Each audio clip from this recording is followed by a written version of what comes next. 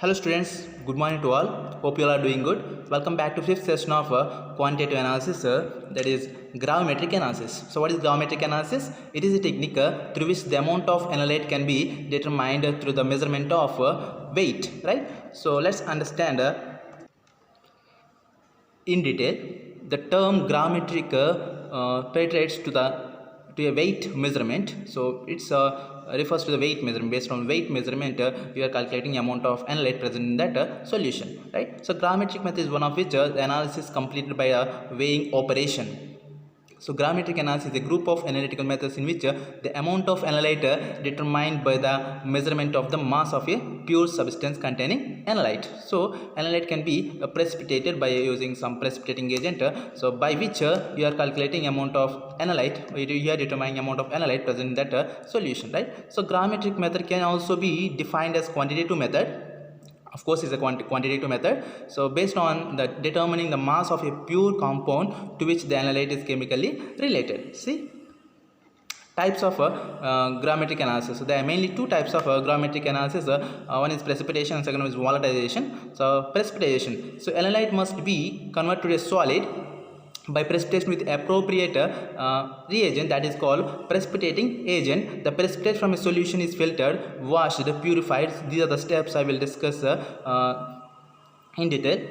Don't bother about that. And weighed. So next, volatilization. In this method, the analyte decomposition product or volatilized, that is dried and then collected and weighed. An alternative, the mass of volatilized product is determined indirectly by loss of mass of the sample, right?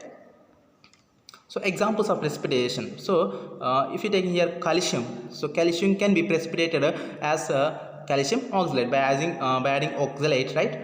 Calcium can be determined grammatically by precipitation of calcium oxalate and ignition of the oxalate ion to calcium oxide, right? So first calcium can be precipitated by adding oxalic acid, that is oxalate ions which having oxalate ions C2O4 minus and they forming calcium oxalate and then calcium oxalate is ignited or heated, they form calcium oxide, right? The precipitation thus obtained or weighed and mass of calcium oxide is determined, right?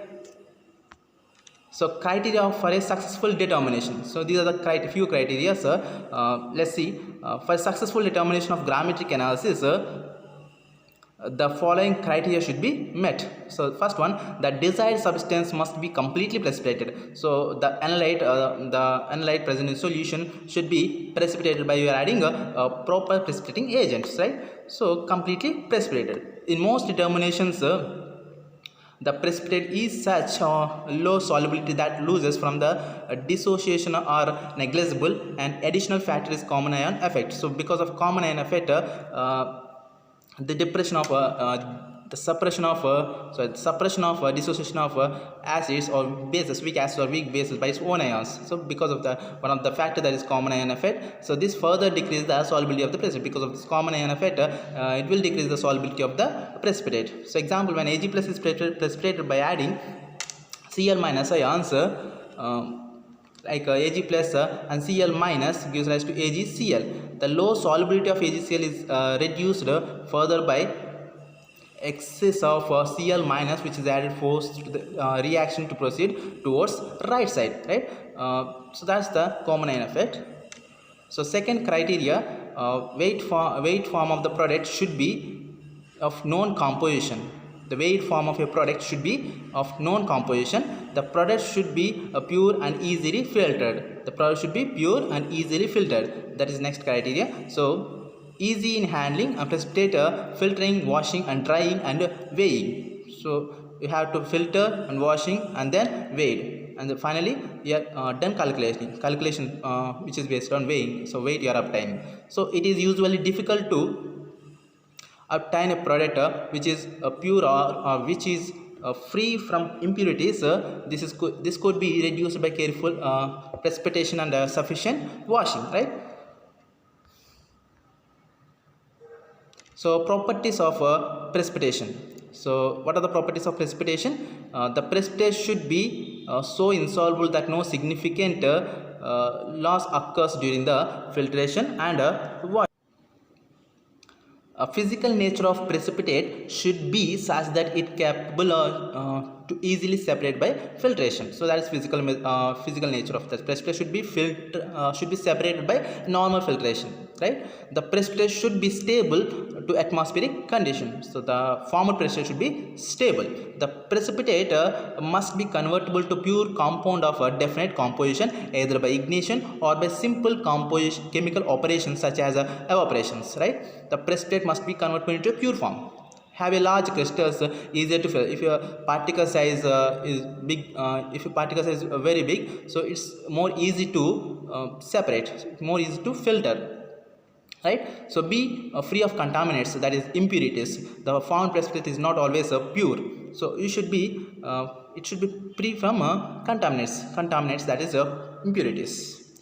So how precipitation process occur? Let's see here. Actually, the precipitate occurs in series of steps. First, solution of precipitating reagent 2. So add to the sample solution. First you have to select precipitating agent, so that was reacted with the sample solution, the analyte which is present in sample solution. So that precipitating agent react with the analyte and forming a precipitate. So let's see here, example I am giving: AgNO3 plus NaCl.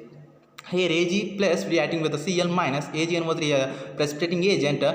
Here we are calculating here we are determining the strength of Cl minus. Here calculating the amount of chloride ions present in the solution, that is sodium chloride solution. Now you are adding AgNO3 solution, so that is precipitating agent. Now Ag plus reacting with Cl minus. All chloride ions are reacting with Ag plus and forming AgCl precipitate. So see here steps.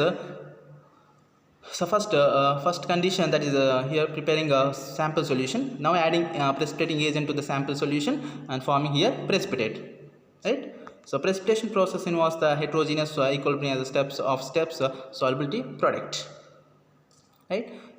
Nucleation. So individual atoms or molecules collisions of to form nuclei, that means small particles come together form a collider particles. See first small particles they come to closer formation, aggregation of the small particle, that is the nucleation, and they form collider particles. So nucleation increases leads to more number of small size collider form crystal leads to absorb the impurity. So purity of precipitate: when the precipitate is separated out from the solution, it is always not preferably pure and may be contaminated even of washing. So what are you getting? Precipitate, right? For example, AgCl precipitate. So you are adding Ag and to the NaCl solution. Now you are getting AgCl precipitate. All chloride ions are reacting with Ag plus solutions.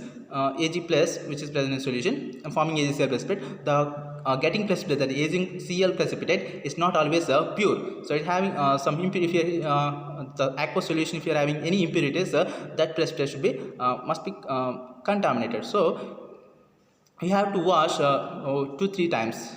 The formal precipitate must be washed because it has to be free from contaminants, that is impurities. The amount of impurities depends on the nature of the precipitate and the condition of precipitation, right? So that's the depends on nature of the precipitate and condition of the precipitate. So it may be due to co-precipitation, post-precipitation, surface adsorption, mixed crystal formation, occlusion, and mechanical entrapment, right? So these are the few terms you have to know, that is co-precipitation and post-precipitation.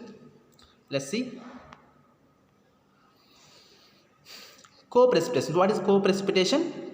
So co-precipitation is the phenomenon in which soluble compounds are removed from the solution during the precipitate formation. So you have along with a precipitate, few impurities are forming also a second layer precipitate on this precipitate, that is precipitate due to impurities, right? So that impurities precipitate should be removed by washing, right? So that's called co-precipitation.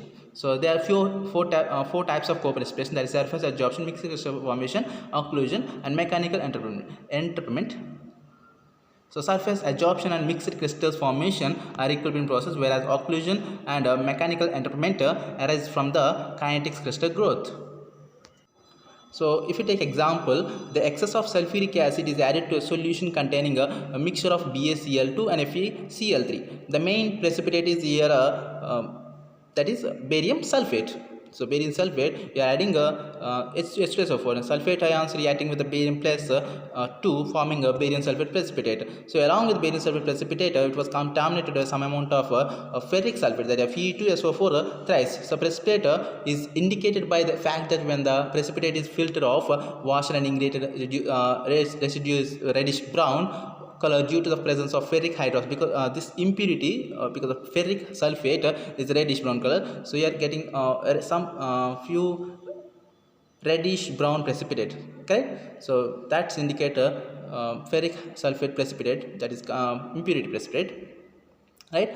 So that is co-precipitation. So here we are having different types of co-precipitation, that is surface adsorption and mixed crystal formation. So surface adsorption. So adsorption is the term used to describe the changes in the concentration of substance or ions at the interface between the two phases. The dissolved substances usually become concentrated at the surface of a solid, in then termed as adsorbent. So the degree of adsorption at surface depends upon the certain factors like nature of precipitate and the ions in the solution.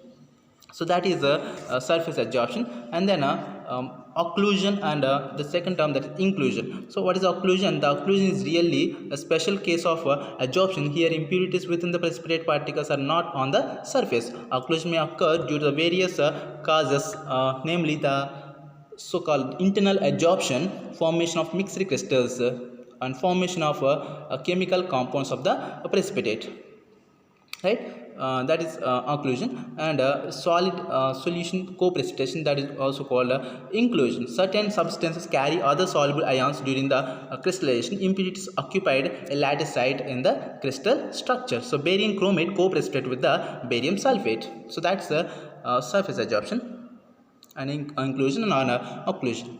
So next, what are the steps involved in grammatic analysis? There are a few steps are involved in grammatic analysis: precipitation of the solution, precipitation, dilution, filtration, washing, and drying or ignition, weighing, and calculation. So these are the steps involved in precipitation, right? So precipitation, preparation of analyte solution. So grammatic analysis usually involve the precipitation of analyte from the solution. So first step, sampling, representative of bulk, and the second step, prepare the analyte solution, that is dissolved. May need primarily separate to the potential interferences before precipitating analyte. So adjustment of solution conditions to maintain a low solubility of precipitate or maximum precipitate formation. Example, calcium oxalate insoluble in a basic medium. So most of the substances are readily solute in water and can be used as such some require special treatment as treatment with the HCl, HNO3, aquaresia, and basic flux. So precipitation, second step is precipitation process. So we discussed about this precipitation, right? So precipitating agent is added at a concentration that favors the formation of a good precipitate. So this may require a low concentration, extensive heating, or careful control of pH. A large excess of precipitate should be avoided because this increases the chance of adsorption on the precipitate. So test for a complete precipitation. Now no new precipitate should be formed after the addition of a drop of precipitating agent. So here discussing that is co-precipitation and post precipitation. So what is post precipitation here? So post precipitation, this is the precipitation which occurs on the surface of a first precipitate after its formation. So this type of precipitation occurs when the primary precipitate separate first and secondary precipitate of some other slightly soluble substances slowly separated afterwards on the surface of the primary precipitate. The phenomenon usually occurs with the strongly soluble substances which forms supersaturated solution or crystalline solutions, right? Thus in the precipitation of calcium as a calcium oxalate, so it's this example taking calcium as a calcium oxalate by adding oxalate to the calcium, forming calcium oxalate. In the presence of magnesium, magnesium oxalate. So here forming calcium oxalate and magnesium oxalate. So magnesium oxalate separated gradually upon the calcium oxalate. So post precipitation can be reduced by adding a finely divided solid like a silica gel or a broken glass pieces. So that is a post precipitation. So what is the major difference of co-precipitation and post precipitation? Contaminants fall within the time of a precipitate is left in contact with the mother liquor, that is co-precipitation. Contamination increases with the time of the precipitate is left in the contact with the mother liquor, right? And the second and third most step, that is a digestion of the precipitation. So it's digestion of precipitate involves either of heating the contents contain the precipitates over a water bath, heating at low flame, or allowing the contents to stand for some time depending upon the nature of the precipitate. Digestion of the precipitate helps, right? So let precipitate stand in contact with the mother liquor, the solution from which it was precipitated, that is mother liquor, so usually at high temperature, that is digestion. So this process is called digestion or stool dripping. The small particles tend to dissolve and precipitate on the surface of the larger crystals, and this digestion makes a complete precipitation, and it increases the size of the particles, that is larger crystals, reduce the surface contamination and reduce crystal imperfection, right, and decrease the extent of co-precipitation also. And fourth one, filtration. So precipitate is separate from the mother liquor. Choice depends on nature of precipitate, cost of media, and heating temperature required for drying. So filtration media used are filter papers, filter pulps, filter mats, crucible fitted with a porous plate, sinter glass crucible, that was called sinter glass crucible to be used at a high temperature.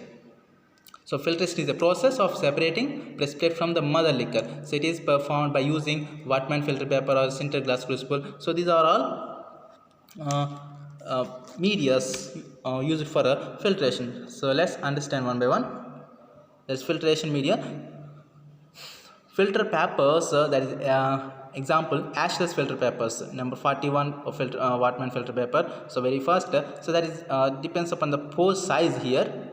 Number 41, 40, that is medium, 42 slow. So 541, 540, 542 greater mechanical strength, and filter pulps and filter mats, sinter glass crucible. So this is widely used filter tool in laboratory, that is sinter glass crucible.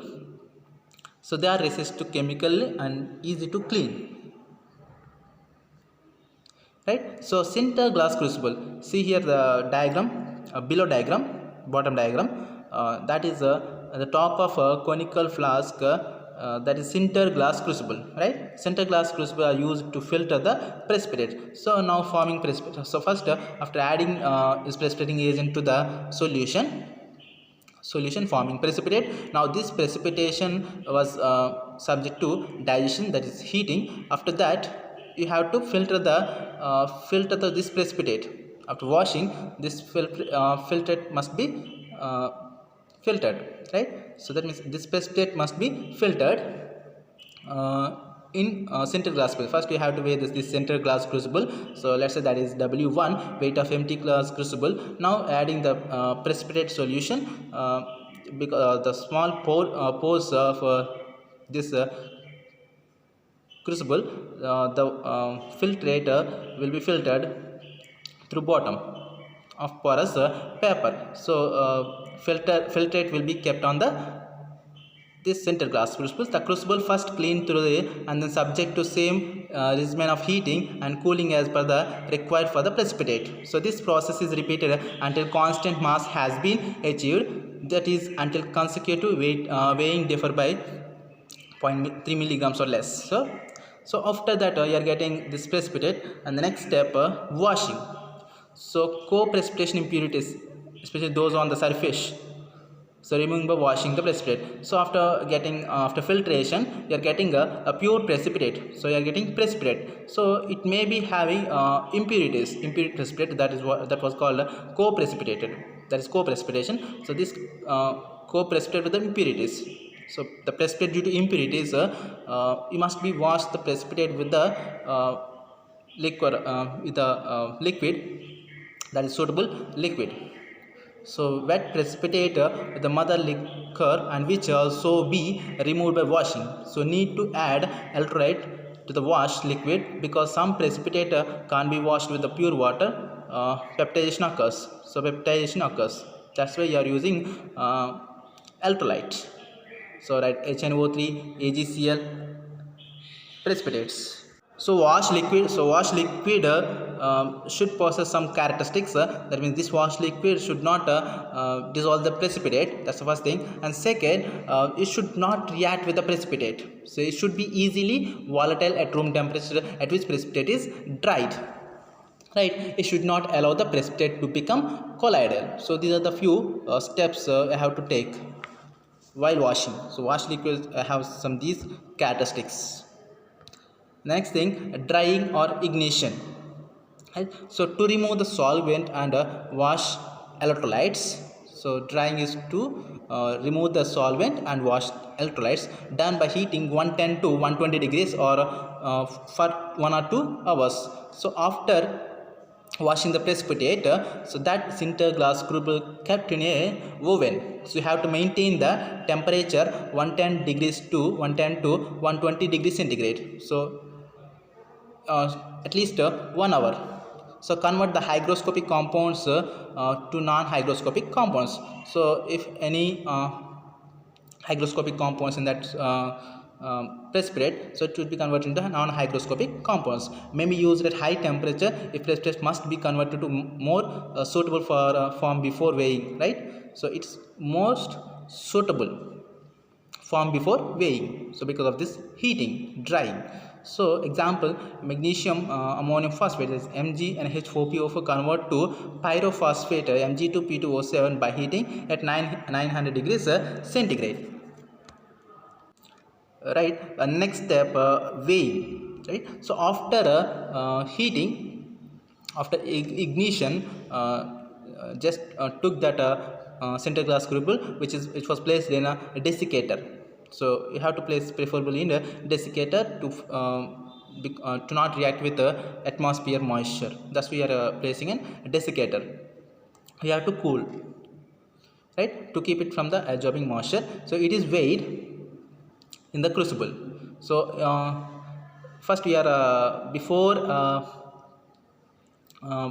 filtered in a sinter glass crucible, we have to take the weight of that empty sinter glass crucible, that is W1. So after heating, after washing, heating, and then it was cooled in desiccator, then it was it has to weighed in the crucible. So that let's say W2.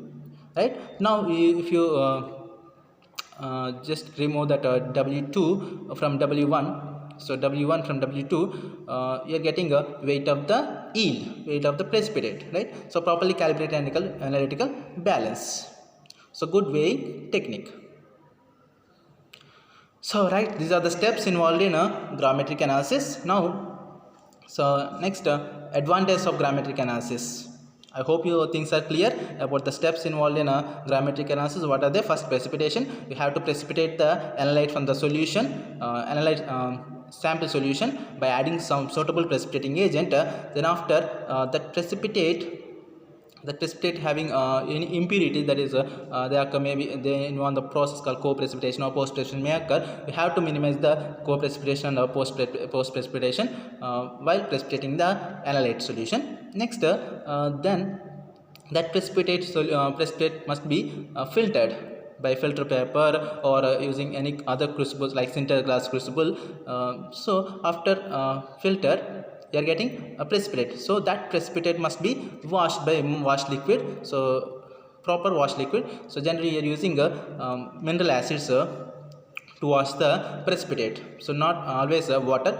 In some few cases you are using mineral acid to minimize the peptidation. That's the reverse of coagulation, that is peptidation.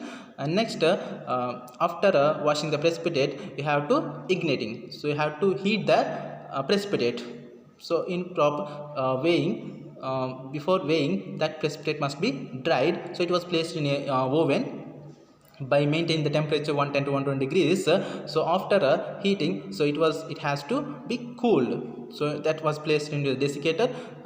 It was free from moisture, right? So after cooling, so you have to take the weight of that sinter glass crucible, right? So after you are calculating, after you have to done the calculations, so that so you are getting weight of that analyte from that precipitate weight. So next, advantage of grammatic analysis. So what are the advantages of grammatic analysis? Accurate and precious.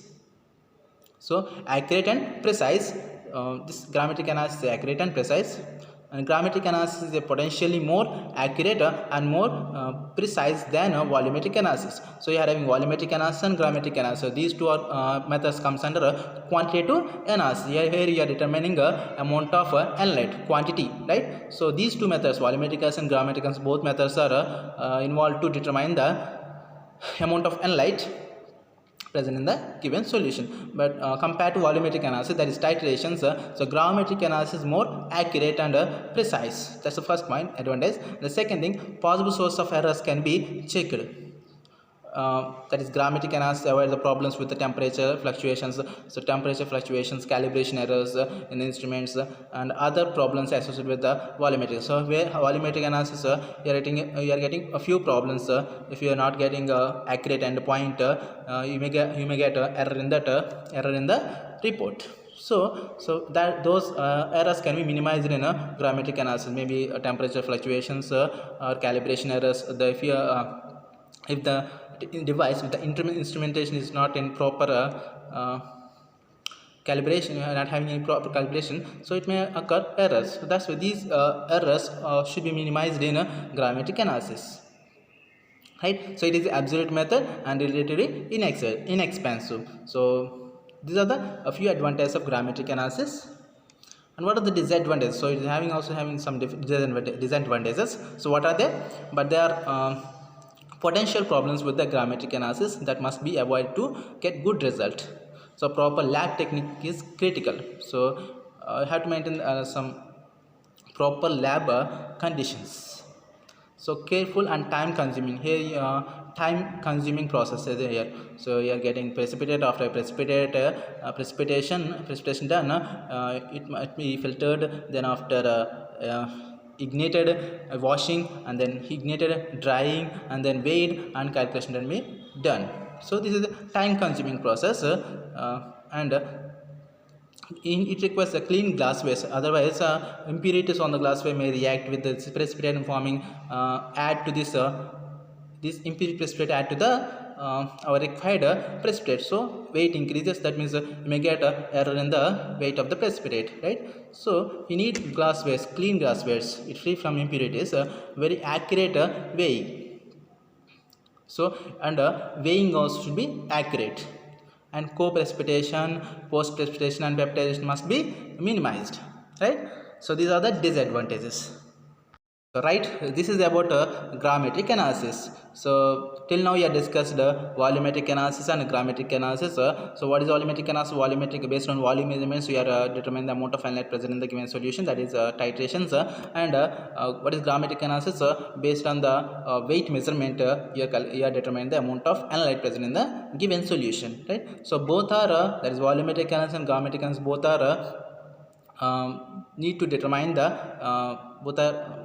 have to determine the amount of substance, amount of analyte, amount of solute present in the given solution, right? Thank you.